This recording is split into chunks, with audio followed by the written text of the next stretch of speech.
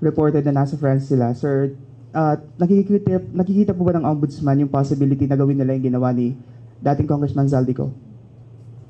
Possible na nag-seek ng asylum. However, the only ground that she would be using to seek for asylum is political persecution.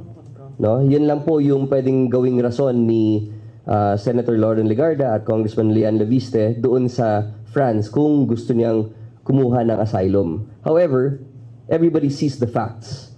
Everybody understands kung ano yung naging problema sa ghost electricity. They garnered a virtual monopoly of the allocated amount of megawatts allowed to be farmed, diba, yung solar farm. And yet, they did nothing. So, hinayaan na lang nila yung deadline na lumipas na walang ginawa. And the people, the Filipino public, have felt yung kanilang the effects of the actions that they did.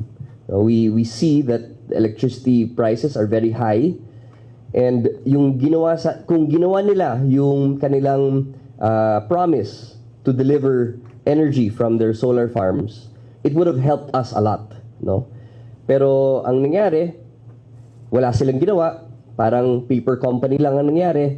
So then we were not able to meet the goals that were set out, no, in terms of electricity, and it affected our prices immensely.